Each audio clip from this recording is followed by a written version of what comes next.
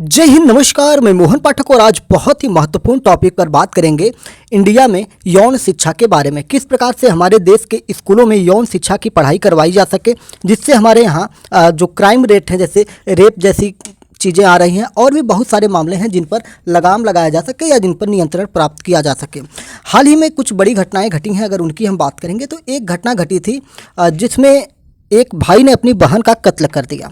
कत्ल किस लिए किया कि उसकी बहन को पीरियड्स आए हुए थे। पहली बार ऐसा हुआ था, लेकिन भाई को जानकारी ना होने की वजह से कि ऐसा भी होता कुछ है, ऐसे कुछ बायोलॉजिकल प्रॉब्लम से होते हैं या बायोलॉजिकल चेंजिंग होती हैं हमारे ह्यूमन्स बॉडी में। हालांकि ये पुरुषों में नहीं होता है, केवल और केवल महिलाओं में होता है।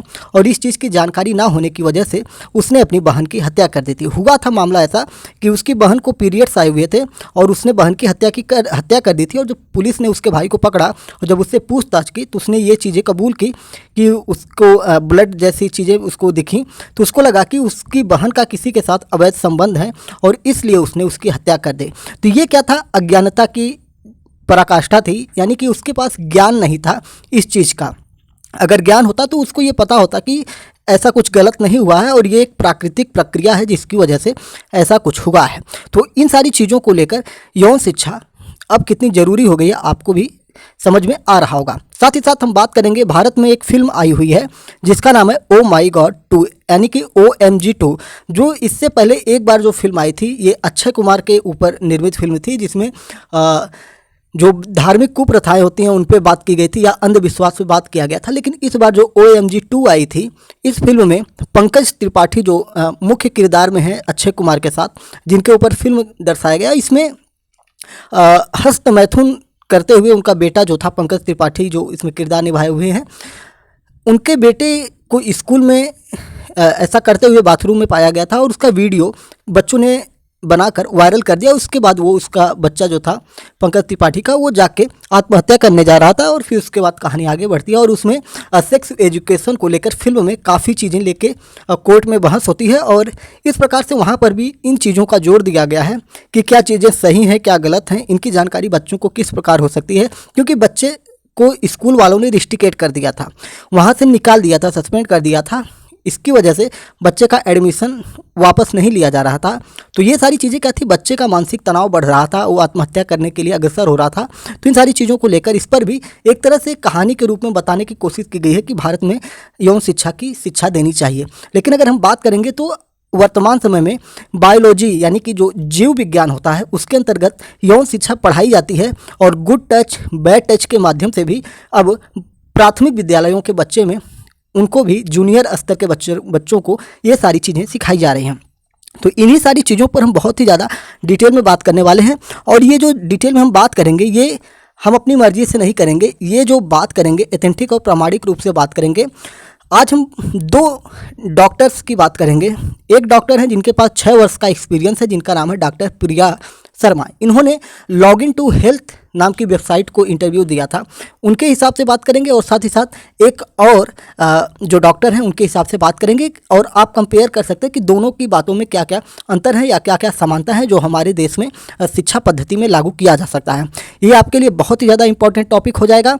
किसी भी स्टेट PCS हो या आपका केंद्र स्तर पर UPSC का एग्ज़ाम हो या कोई भी ऐसी मेडिकल क्षेत्र से जुड़ी हुई चीज़ें हों जहाँ पर इनके बारे में पूछा जा सकता है, तो ये वहाँ के लिए इम्पॉर्टेंट हो जाएगा।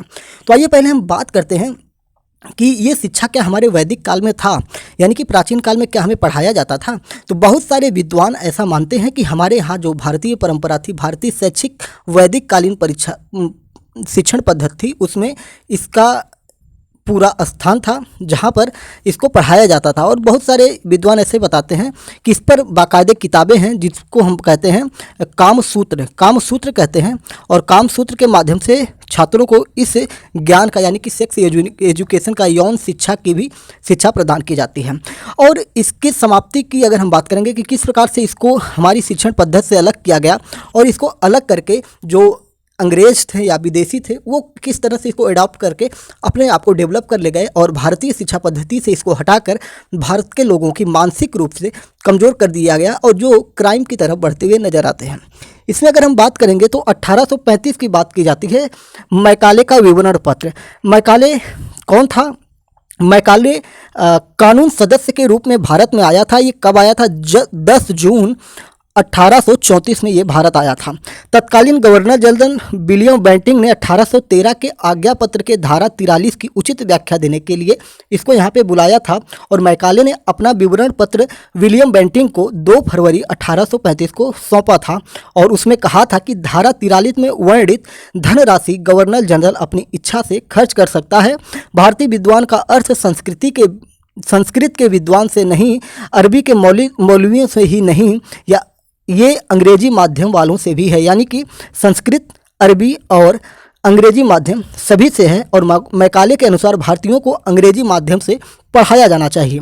और यहीं से ये सारी चीज़ें क्या हुई, जो भारतीय शिक्षण पद्धति उसको समाप्त करके अंग्रेजी शिक्षण पद्धति को भारत में लागू कर दिया गया था। कब? 1835 में। मैकाले ने भारतीय शिक्षण पद्धति का मजाक भी उड़ाया था। उसने कहा था अंग्रेजी यानी कि यूरोपियन साहित्य की एक अलमारी, यानी कि जो वहाँ पर एक अलमारी होती है जिसमें हम लोग कपड़े या किताबें रखते हैं, उसकी संपूर्ण भारतीय साहित्य से बेहतर होने की तुलना की थी। यानी कि जो अंग्रेजी साहित्य की एक अलमारी की किताब होती है उसके बराबर इसने पूरे भारतीय साहित्यिक, वैदिक, धार्मिक, आध्यात्मिक सारी किताबों को तौल दिया। और उस मैकाले को कौन बताए कि दुनिया का सबसे बड़ा महाकाव्य भारत में ही महाभारत के रूप में है। तो इस तरह से कैसे इन्होंने क्या किया, भारत में सारी शिक्षा पद्धति को बदल दिया और वैदिक सभ्यता को हटाकर, वैदिक कालीन शिक्षण पद्धति को हटाकर, गुरुकुल पद्धति को हटाकर इन्होंने इंग्लिश पद्धति को लागू कर दिया। और इसमें जो अरबी, फारसी ये सारी चीज़ें थी इनको भी कहीं ना कहीं ठेस पहुंचाई और जिससे इनका भी शिक्षण पद्धति समाप्त हो चुका था। तो ये सारी चीज़ें थी। अगर हम बात करें तो भारतीय शिक्षा का अग्रदूत किसे कहते हैं, तो मैकाले को ही कहा जाता है, क्योंकि मैकाले ने ही भारतीय शिक्षा को बदलाव किया था और यहाँ पर इंग्लिश की शुरुआत की थी। और इसने 2 फरवरी 1835 को इसको अपना विवरण पत्र प्रस्तुत किया था। और इसकी मंजूरी की बात करेंगे तो विलियम बेंटिंग ने मंजूरी 7 मार्च 1835 को दिया था। और इसी के साथ प्राच्य और पाश्चात्य शिक्षा का जो विवाद था इसका अंत हो गया था। क्योंकि हुआ क्या था ना, 1833 में एक आज्ञा पत्र आया था और इस आज्ञा पत्र के जरिए शिक्षा में जो खर्च करने के लिए धनराशि थी 1 लाख से बढ़ाकर 10 लाख रुपए कर दी गई थी।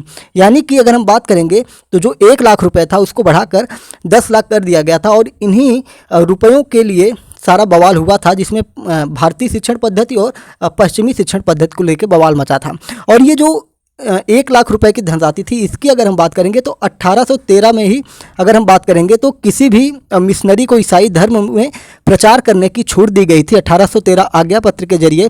और भारतीय साहित्य के लिए 1 लाख रुपए की धनराशि इसमें आवंटित की गई थी। प्राच्य पाश्चात्य विवाद की शुरुआत भी 1813 के आज्ञा पत्र की धारा 43 के द्वारा बनी थी, जिसमें कहा गया था, जिसमें 1 लाख रुपए आवंटित किए गए थे। अगर हम प्राच्यवादियों की बात करेंगे तो इस विचारधारा में प्रिंसेप विल्सन और लॉर्ड मिंटो जैसे लोग थे जो भारतीय शिक्षा पर जोर दे रहे थे। यानी कि भारतीय शिक्षा को पढ़ाने के लिए, भारतीय शिक्षा को बचाए रखने के लिए अंग्रेजी विद्वान ही जो थे वो इसके सपोर्ट में थे, जिनमें प्रिंसेप विल्सन और लॉर्ड मिंटो जैसे लोग थे। लेकिन पाश्चात्यवादी शिक्षा के लिए भारत के एक बहुत ही बड़े समाज सुधारक के रूप में जाने जाते हैं राजा राम मोहन राय, जो कि पाश्चात्य शिक्षा यानी कि पश्चिमी शिक्षा को भारतीय शिक्षा में लाने की बात करते थे। उनकी अवधारणा कुछ और थी। और साथ ही साथ लॉर्ड मैकाले जैसे लोग, इसका तो लॉर्ड मैकाले ने 1835 में अपना जो विवरण पत्र सौंपा था 2 फरवरी को, उसने तो भारतीय शिक्षा में अंग्रेजी शिक्षा को ही डाल दिया था। तो इस प्रकार से भारतीय शिक्षण पद्धति जो थी वो 1835 में बिल्कुल बदल गई थी और फिर भारत में यौन शिक्षा कहीं ना कहीं दब गई थी। तो ये रहा जो इतिहास था भारतीय शिक्षा का, ये था। अगर हम यौन शिक्षा के बारे में बात करेंगे तो यौन शिक्षा के बारे में बात करना भी आज वर्जित माना जाता है। अब जो चीज़ें हम बात करने जा रहे हैं ये डॉक्टर प्रिया शर्मा के द्वारा बात करेंगे। इनका जो लेख है लॉगिन टू हेल्थ वेबसाइट पर है, यहाँ से आप जाकर देख सकते हैं। 6 साल का इनका एक्सपीरियंस है इस फील्ड में और इन्होंने दिसंबर 18, 2019 में ये चीज़ें इनकी प्रकाशित हुई थी। तो यौन शिक्षा के बारे में इनका क्या कहना है, अब इनके अनुसार हम जानेंगे। यौन शिक्षा के बारे में बात करना आज भी वर्जित माना जाता है। हालांकि यौन स्वास्थ्य के बारे में सभी को पता होना जरूरी है। यौन शिक्षा एक व्यक्ति को जिम्मेदारियों, यौन गतिविधि, सही उम्र, प्रजनन क्षमता, जन्म नियंत्रण, सेक्स परहेज आदि के बारे में सिखाती है। आजकल लोग स्कूलों और सार्वजनिक कार्यक्रमों के माध्यम से यौन स्वास्थ्य के बारे में जागरूकता प्राप्त कर रहे हैं। अगर पुराने ज़माने की बात करें तो उस समय इन बातों पर ज़्यादा ध्यान नहीं दिया जाता था। साथ ही शादी से पहले इस बारे में बात करना भी वर्जित था, यानी कि शादी से पहले इस पर बात करना भी किसी को पसंद नहीं था। अगर कोई इस बारे में बात करना चाहता था तो उसे समाज द्वारा यानी कि सोसाइटी द्वारा गलत माना जाता था। यौन शिक्षा को लेकर काफ़ी विवाद हुआ था, लेकिन आज हर कोई अपनी सेहत के लिए जिम्मेदार हो गया है, इसलिए खुद को जागरूक रखते हैं। गांवों और शहरों की महिलाओं और पुरुषों को यौन स्वास्थ्य के बारे में शिक्षित किया जा रहा है ताकि HIV, एड्स जैसे यौन रोगों और संक्रमणों को रोका जा सके। यौन संचारित रोगों और किसी भी अवांछित गर्भावस्था के जोखिम को रोकने के लिए बच्चों और किशोरों को यौन शिक्षा प्राप्त करनी चाहिए। इस लेख में हम यौन शिक्षा और यौन स्वास्थ्य के बारे में विस्तार से बताने वाले हैं। तो बात करते हैं यौन स्वास्थ्य क्या है। तो यौन स्वास्थ्य की बात करेंगे, व्हाट इज सेक्सुअल हेल्थ इन हिंदी। तो हिंदी में हम इसको जानेंगे और आप देख भी रहे हैं MPS Hindi news explainer. Channel पर नए हैं तो चैनल को सब्सक्राइब करके हमारे साथ जुड़ सकते हैं सभी करंट अफेयर्स, देश दुनिया की सारी चीज़ों के लिए। तो यौन स्वास्थ्य क्या है? यौन स्वास्थ्य किसी की कामुकता से संबंधित मानसिक, भावनात्मक, शारीरिक और सामाजिक कल्याण की स्थिति है। यह केवल किसी बीमारी या विकार की अनुपस्थिति का संकेत नहीं देता है। अच्छे यौन स्वास्थ्य के लिए किसी की कामुकता के साथ साथ किसी के यौन संबंधों के लिए एक जिम्मेदार और सकारात्मक दृष्टिकोण की आवश्यकता होती है और बिना किसी हिंसा या भेदभाव के सुरक्षित और सुखद यौन अनुभव भी होना चाहिए। इसके बारे में और सारी चीज़ें हैं। अगर हम बात करें कि महिलाओं का यौन स्वास्थ्य क्या होता है, तो महिलाओं को अपने यौन स्वास्थ्य के बारे में शिक्षित करने की आवश्यकता है और उन्हें अपने यौन अंगों के बारे में भी जागरूक होना चाहिए। यानी कि इनका कहने का मतलब है कि जो महिलाएं हैं उनको अपने अंगों के बारे में जानकारी होनी चाहिए, जिससे वो अपनी स्वास्थ्य को बनाए रखें। योनि महिलाओं के जननांग का भीतरी भाग होता है और यह गर्भाशय से जुड़ा रहता है और यहाँ संभोग होता है। मासिक धर्म और प्रसव इसी स्थान से होता है। या योनि, जिसे अगर हम दूसरी भाषा में कहें तो लिंग आप कह सकते हैं, सेक्स ऑर्गन कह सकते हैं। स्तन क्या होता है, जिसको हम ब्रेस्ट के नाम से भी जानते हैं। स्तन महिलाओं की छाती का मुख्य भाग होता है। इसे वसायुक्त ऊतक और निप्पल होते हैं। किशोरावस्था के दौरान महिलाओं के स्तन विकसित होते हैं और बच्चे के जन्म के बाद लैक्टेट होते हैं। एक महिला की तुलना में एक पुरुष की छाती कम विकसित होती है। अब बात करते हैं महिलाओं के गर्भाशय के बारे में। गर्भाशय महिला के पेट के निचले हिस्से में स्थित होता है। इसमें नाशपाती का आकार और बंद मुट्ठी के आकार का होता है। यह योनि के अंत और फैलोपियन ट्यूब से जुड़ा होता है। इस स्थान पर भ्रूण का विकास होता है। इसके अलावा गर्भाशय में मासिक धर्म की परत बन जाती है और मासिक धर्म के दौरान हर महीने खून बहता है। भगसेप किसे कहते हैं, अगर इसकी हम बात करेंगे तो यह महिला प्रजनन प्रणाली का एक बाहरी अंग है। भगसेप होठों के आकार का होता है और जननांगों पर मौजूद होता है, जो योनि को चिकनाई देने में मदद करता है। अब बात करते हैं हाइमन की। हाइमन महिलाओं की योनि के भीतर एक झिल्ली की तरह होता है। यह झिल्ली महिलाओं के योनि मार्ग को सिकोड़ती है। कई बार महिलाओं में सेक्स करने से यह झिल्ली टूट जाती है। अब बात करते हैं महिलाओं में अंडाशय की। अंडाशय महिला प्रजनन प्रणाली का एक हिस्सा है जो अंडे के निर्माण के लिए जिम्मेदार होता है।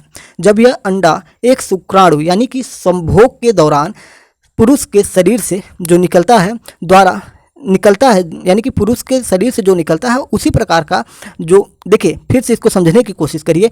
अंडाशय महिला प्रजनन प्रणाली का एक हिस्सा है जो अंडे के निर्माण के लिए जिम्मेदार होता है। जब यह अंडा एक शुक्राणु द्वारा निषेचित हो जाता है तो इसका परिणाम गर्भावस्था में होता है। इसको थोड़ा सा मैं एक्सप्लेन करना चाहूँगा, कन्फ्यूजन क्रिएट ना हो पाए।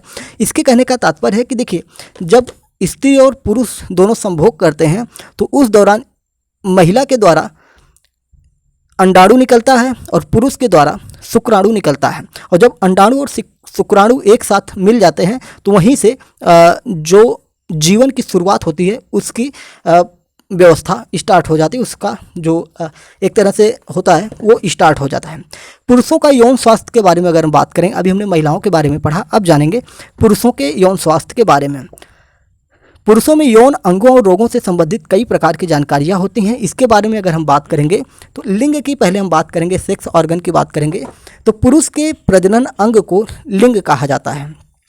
यह अंग कोमल ऊतकों से बना होता है। जब यह ऊतक उत्तेजित होता है तो उसमें रक्त भर जाता है। लिंग से मूत्र, द्रव और वीर सभी बाहर निकलते हैं। पुरुष जननांग में उत्तेजना की बात की जाए तो पुरुष के जननांगों में उत्तेजना के कारण लिंग बड़ा हो जाता है और उसमें खून भर जाता है।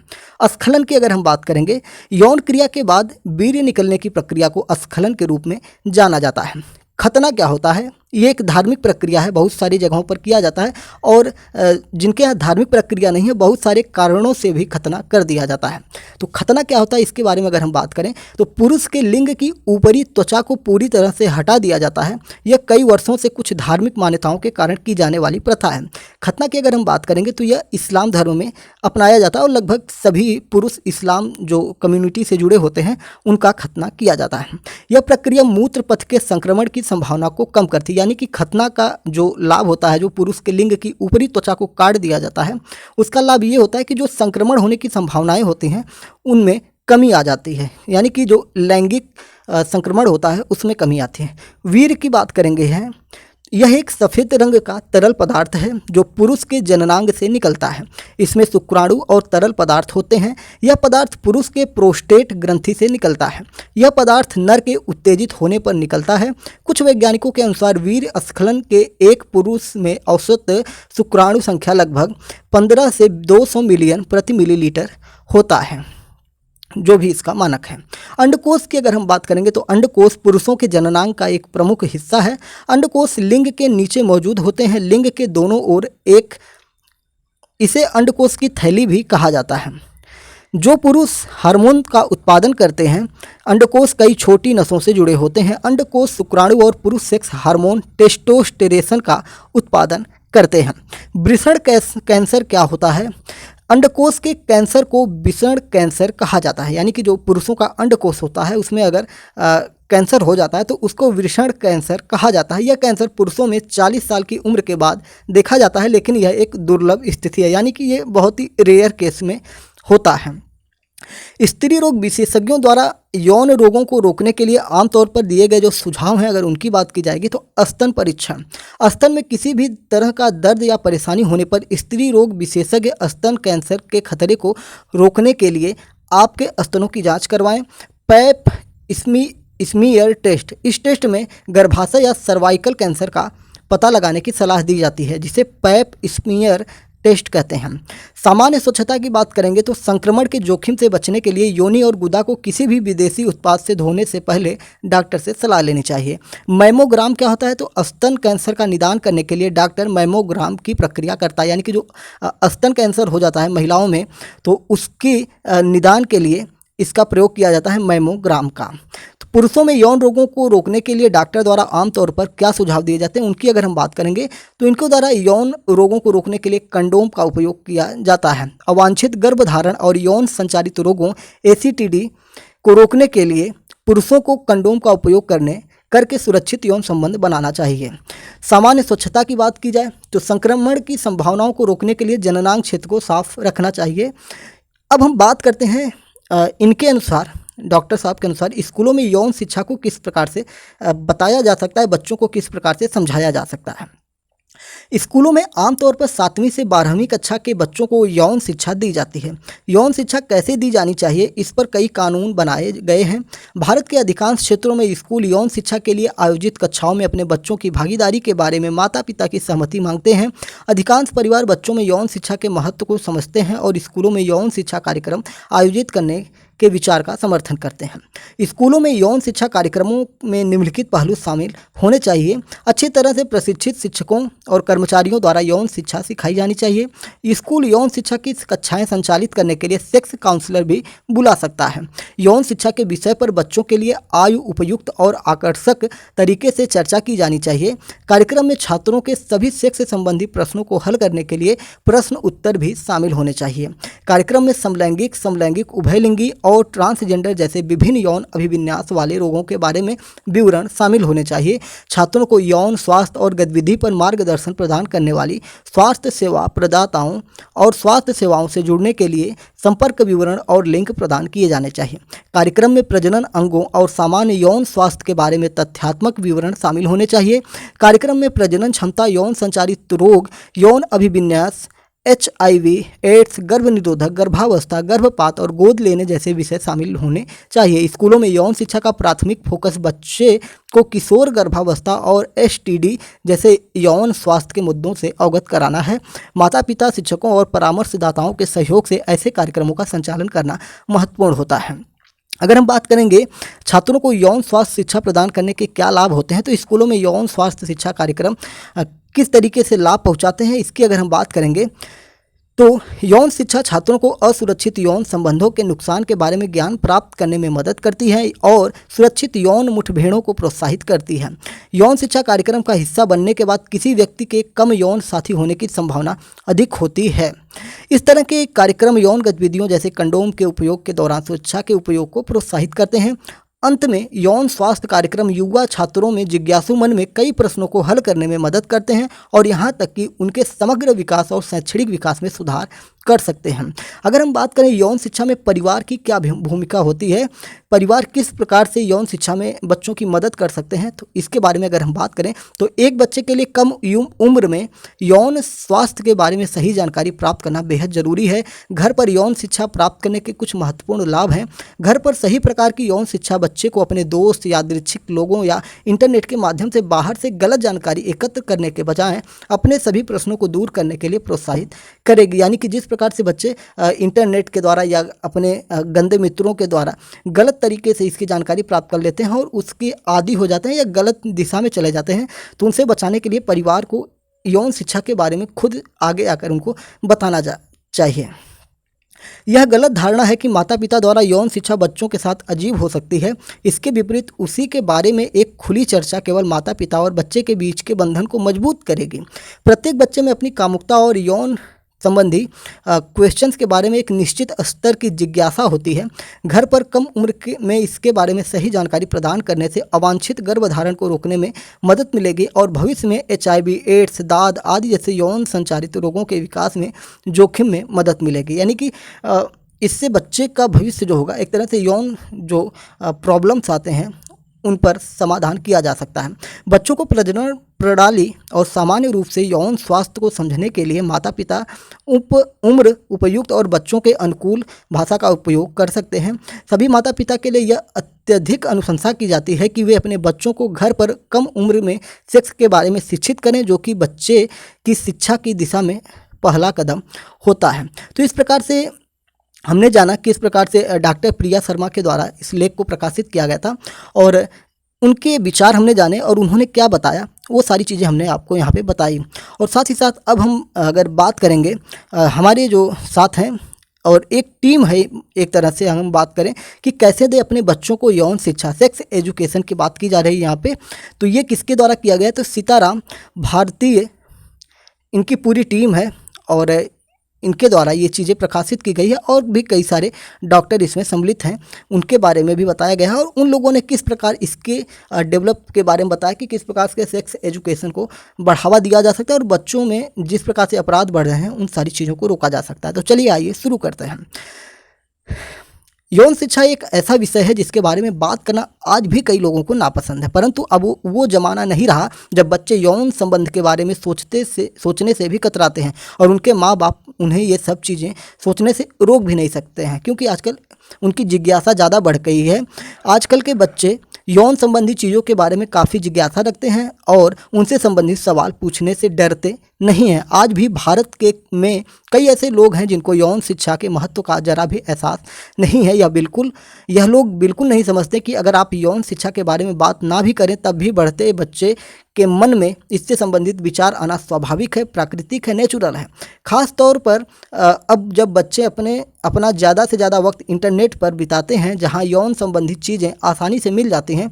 ऐसा कहती हैं डॉक्टर अनीता सभरवाल, सीताराम भरतिया की कंसल्टेंट क्या है, तो ये लोग क्या कहती हैं इसके बारे में अगर बात करें, ये लोग यौन संबंधी विशेषज्ञ हैं। ये लोग किस प्रकार से बताते हैं कि बच्चों को किस प्रकार से पढ़ाया जाए, समझाया जाए। क्यों है यौन शिक्षा बच्चों के लिए महत्वपूर्ण? सबसे पहले इस चीज़ पर इन लोगों ने क्या बताया है उसको जानने की कोशिश करते हैं। काफ़ी लोगों का मानना है कि यौन शिक्षा का मतलब है सिर्फ यौन क्रिया के बारे में बात करना, पर यह सच नहीं है।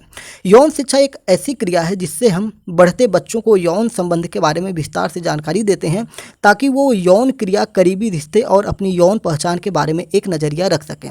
यह क्रिया हमें बच्चों में एक समझ उत्पन्न करने में भी मदद करता है, जिससे वो यौन संबंधित अहम फैसले लेने में काबिल हो जाते हैं। डॉक्टर अनीता का कहना है, यौन शिक्षा बच्चों को प्यूबर्टी के समय होने वाले शारीरिक बदलावों से भी रूबरू करवाता है, जिससे उन्हें प्यूबर्टी को स्वीकारने में मदद मिल जाती है। और तो और इस शिक्षा के द्वारा हम बच्चों को यह समझा सकते हैं कि जीवन में सुरक्षित और स्वस्थ फैसले लेना एक स्वस्थ सेक्स लाइफ के लिए कितना महत्वपूर्ण है। यौन संबंधित जानकारी प्राप्त करके बच्चे अपने ऊपर होने वाले शारीरिक शोषण के खिलाफ आवाज़ उठा पाते हैं। गुड टच बैड टच की भी बात यहाँ पर की जा रही है। इस माध्यम से उनमें यह समझ स्थापित हो जाती है कि प्रजनन की सही उम्र क्या होती है, संभोग के वक्त प्रोटेक्शन लेना कितना आवश्यक होता है और शादी के पहले माँ बाप बनना कितना हानिकारक हो सकता है। कैसे करें अपने बच्चों से यौन क्रिया की बात, इसकी शुरुआत कैसे की जाए? तो इसके लिए डॉक्टर साहब कहते हैं कि बहुत से माँ बाप को लगता है कि यौन शिक्षा एक बार में निपटाने वाली चर्चा है, जिसमें उनको अपने बच्चों को सिर्फ संभोग की क्रिया के बारे में, प्यूबर्टी के बारे में बताना होगा, परंतु ऐसा बिल्कुल भी नहीं है।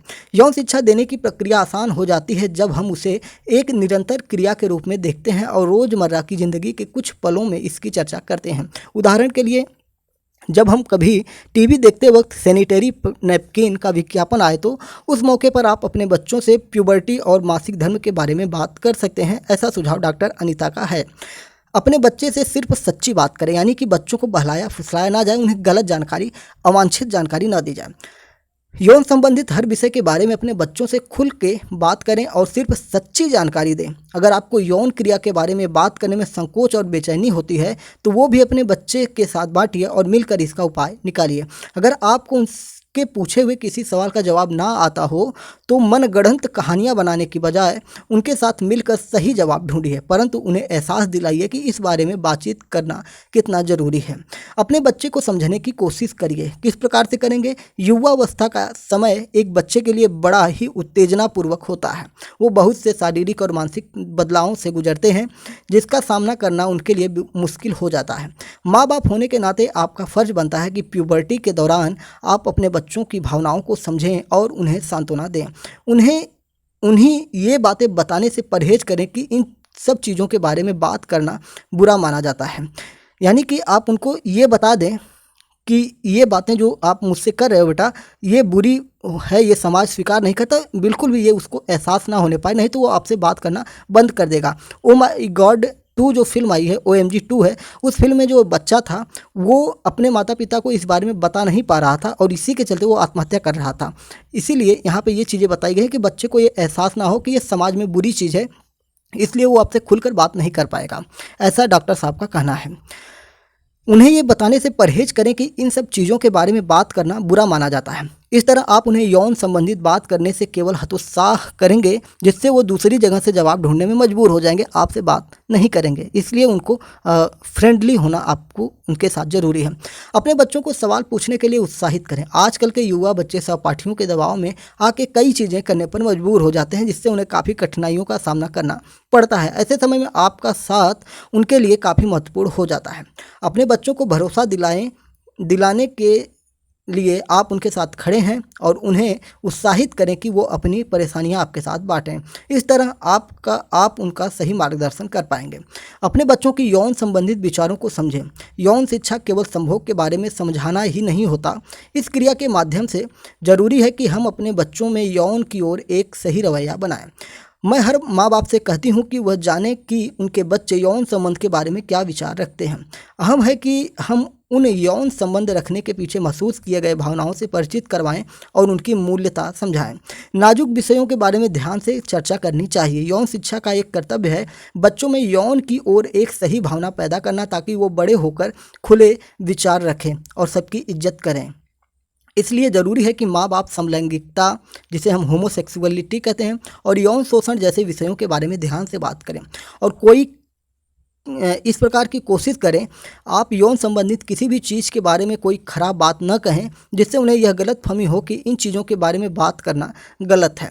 विद्यालयों में यानी कि स्कूल में किस प्रकार से सेक्स एजुकेशन की बात की जा सकती है, यौन शिक्षा की बात की जा सकती है और विद्यालयों में यौन शिक्षा का महत्व क्या है, इस पर ये डॉक्टर साहब बताते हैं कि प्यूबर्टी का जल्दी आना और इंटरनेट पर कई यौन संबंधित चीज़ों का मिलना यह ज़रूरी कर देता है कि हम बच्चों को यौन शिक्षा कम उम्र से देने लगें। कई विद्यालय यौन शोषण और उससे बचने के बारे में बताना 2 और 3 कक्षा से शुरू करना पसंद करते हैं ताकि छोटे बच्चों को यह मालूम हो कि यौन शोषण का क्या मतलब होता है और कब उन्हें इसके खिलाफ आवाज़ उठानी चाहिए। यानी कि गुड टच और बैड टच की बात यहाँ पे की जा रही है कि क्या अच्छा टच होता है, क्या बुरा टच होता है। और जब उनको पता होगा बच्चों को, जो छोटे बच्चे हैं 3 से 5 के क्लास के बच्चे हैं, 6 से 8वीं क्लास के बच्चे हैं, तो वो इसके खिलाफ आवाज़ उठा सकते हैं। आपको पता है कि ऐसे ज़्यादातर मामले परिवार से ही निकल के आते हैं, पास पड़ोस के लोग होते हैं या रिश्तेदारों के द्वारा ऐसा शोषण किया जाता है और बच्चे जानकारी नहीं होने के नाते वो अपने परिवार को बता भी नहीं सकते हैं और बहुत बार ऐसा होता है जब वो परिवार को बताते हैं तो उनकी आवाज़ को दबा दी जाती है। विस्तार में यौन शिक्षा का अध्ययन 7वीं से 9वीं कक्षा के बीच में होनी चाहिए, जब ज़्यादातर बच्चे प्यूबर्टी के पड़ाव तक पहुंच जाते हैं। भारत में यौन शिक्षा अभी भी एक कम प्रचलित विषय हो सकती है, परंतु इसके महत्व को भी कभी झुकलाया नहीं जा सकता है, झूठा नहीं किया जा सकता है। भारत में यौन शिक्षा का बहुत ज़्यादा महत्वपूर्ण है और इसको सुचारू रूप से बढ़ाना भी चाहिए। सही यौन जानकारी न सिर्फ युवा बच्चों को समर्थ बनाती है बल्कि यह भी ध्यान में रखती है कि बच्चे अपने जीवन में हमेशा सही फैसले लें। तो इस प्रकार से ये सारी चीज़ें बात किया हमने। ये जो आर्टिकल था, ये आर्टिकल था सीताराम भारतीय institute of science and research के द्वारा ये प्रोवाइड किया गया था और सीताराम भारतीय टीम के द्वारा इसको किया गया था और इसमें बहुत सारे जो मेडिकल क्षेत्र से जुड़े हुए हैं, बहुत सारे साइंटिस्ट हैं, इन लोगों के द्वारा बात की गई है, डॉक्टर्स के द्वारा ये सारी चीज़ें डिटेल में बताई गई हैं। मैंने 2 आर्टिकल लिए और दोनों आर्टिकल के द्वारा आपको ये बताने की कोशिश की कि किस प्रकार से यौन शिक्षा को भारतीय शिक्षा में एडॉप्ट करके भारत के जो युवा शक्ति है उसको गलत दिशा में जाने से रोक सकते हैं। देखिए, यौन शिक्षा के बारे में मैंने आर्टिकल्स इसलिए लिए कि आपको विश्वास हो जाए कि कुछ एथेंटिक चीज़ें आपके पास पहुंच जाए। मैं एक्सप्लेन तो कर दूंगा लेकिन मेरे अपने विचार उसमें शामिल हो सकते हैं। लेकिन जब डॉक्टर्स की बात करते हैं तो वो हायर एजुकेटेड होते हैं, उनकी जो मेंटेलिटी होती है, उनका जो मानसिक विकास होता है वो मुझसे कहीं अधिक ज़्यादा है, शायद सैकड़ों गुना ज़्यादा है। और रोज़ाना वो ऐसे लोगों से मुलाकात करते हैं और उसके बाद वो अपने विचार प्रस्तुत करते हैं और उन लोगों को पता है कि उनके विचार भारतीय समाज के लिए, भारतीय एजुकेशन सिस्टम के लिए, इंडियन एजुकेशन सिस्टम के लिए कितना महत्वपूर्ण है और इस प्रकार से वो अपने अनुभव के आधार पर इन चीज़ों को लाकर देते हैं। मैंने आपको वैदिक काल से बताया कि वहाँ पे कामसूत्र की चीज़ें बताई जाती थी, बच्चों को सिलेबस में था और धीरे धीरे उसका लॉर्ड मैकाले के द्वारा 1835 में किस प्रकार से भारतीय शिक्षा को समाप्त करके अंग्रेजी सिस्टम यहाँ पे लागू कर दिया गया था। और कहीं ना कहीं ये सारी चीज़ें अब कितनी ज़रूरत हो गई। आप देखिए कि विदेशों में कितने आप कहते हैं ना कि विदेशों के लिए बहुत खुले विचार के होते हैं। खुले विचार के इस प्रकार से हुए कि वो आपकी जो एजुकेशन सिस्टम थी उनको चुरा ले गए और चुरा कर अपने यहाँ एजुकेशन सिस्टम को लागू कर दिया। वहाँ पे देखिए, आप देखेंगे तो पाश्चात्य एजुकेशन में जो वहाँ पे पश्चिमी सभ्यता है, वहाँ पे जो शिक्षा पद्धति है, वहाँ पे पहले ये सारी चीज़ें नहीं थी, लेकिन धीरे धीरे उन्होंने इन सारी चीज़ों को अपने सिलेबस में डाला और वहाँ बच्चे को पता होता है कि क्या चीज़ें क्या होती हैं, उनके खुले विचार होते हैं और इस प्रकार से वहाँ पे यौन अपराध भारत के मुकाबले कहीं ना कहीं कम है। अगर यौन शिक्षा की बात की जाए तो यौन शिक्षा अगर बच्चों के पास होगी तो उन्हें पता है कि किसके साथ कैसा व्यवहार करना है, किसकी इज्जत करनी है और किसको कितना सम्मान देना है, किस प्रकार से लोगों के साथ पेश आना है। तो इस प्रकार से महिलाओं की सुरक्षा भी बढ़ेगी, क्योंकि जब बच्चों को पता होगा, जैसे कि मैंने आपको मामला बताया कि मासिक धर्म आने की वजह से उसके भाई ने उसकी हत्या कर दी, क्योंकि उसको पता नहीं था कि ऐसा भी कुछ होता है। अगर उसको पता होता, पढ़ा लिखा होता, जानकारी होती, तो वो शक के आधार पर अपनी बहन की हत्या नहीं कर देता। उसको शक था कि वो किसी के साथ अवैध संबंध बनाई है। और अभी हमने बात की थी कि जो झिल्ली टूट जाती है तो उस वैसे ही बुरे ख्यालात उसके मन में आए और जिसकी वजह से उसने अपनी बहन की हत्या कर दी। तो इसलिए हमारे देश में सेक्स एजुकेशन कितना इंपॉर्टेंस रखता है। अभी आप देख रहे हैं कि साइंस की बुक में 9वीं 10वीं में 6, 7, 8 में भी एड्स जैसे चैप्टर पढ़ाए जा रहे हैं कि एड्स के कारण क्या होते हैं, इसके दुष्प्रभाव क्या होते हैं, किस प्रकार से फैलता है HIV वायरस जो है। साथ ही साथ जो सेक्स ऑर्गन है उनकी भी पढ़ाई करवाई जाती है, जैसे किस प्रकार से बच्चे का निर्माण होता है, भ्रूण कोष का निर्माण होता है, उनके बारे में भी अब 9th 10th 11th 12th की किताबों में बाकायदा चैप्टर आ गया है। चैप्टर ही नहीं आया, चित्रित यानी कि फोटो युक्त वहाँ पे आया हुआ है। तो ये क्या है, धीरे धीरे सिस्टम में, एजुकेशन सिस्टम में सेक्स एजुकेशन को डाला जा रहा है। और अब तो प्राथमिक विद्यालयों पर गुड टच बैड टच जैसे समारोह भी आयोजित किए जा रहे हैं और टीचरों के द्वारा बच्चियों को और बच्चों को समझाया जा रहा है कि कौन सा आपको अच्छा टच होता है, कौन सा बुरा टच होता है। तो जिससे बच्चे अब जागरूक हो रहे हैं और उससे उनके जीवन पद्धति में काफ़ी सुधार आएगा और उन्हें अपने जीवन में इन सारी चीज़ों को अगर उन्हें फेस करने का मौका मिला तो वो अपने परिवार को इन सारी चीज़ों से अवगत भी करवा देंगे। तो उम्मीद है कि हमने काफ़ी डिटेल में इस पर चर्चा की, तो आपको सारी चीज़ें समझ में आ गई हैं।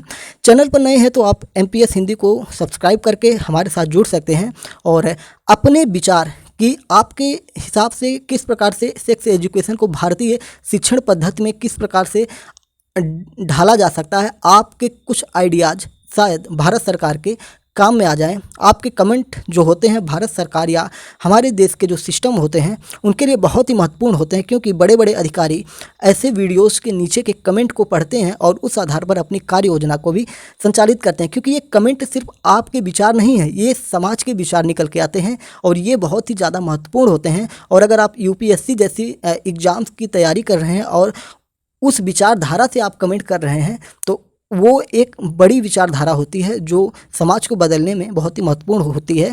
तो इस प्रकार से आप अपने विचार इस सेक्स एजुकेशन के बारे में किस प्रकार से भारतीय शिक्षा में इसको डाला जा सकता है, तो आप अपने कमेंट के माध्यम से अपने विचारों को यहाँ पे ज़रूर से ज़रूर बताने की कोशिश करिएगा, जिससे हमारे समाज को एक नई दिशा मिलने की ज़रूरत हो सकती है और उस ज़रूरत की पूर्ति भी हो सकती है।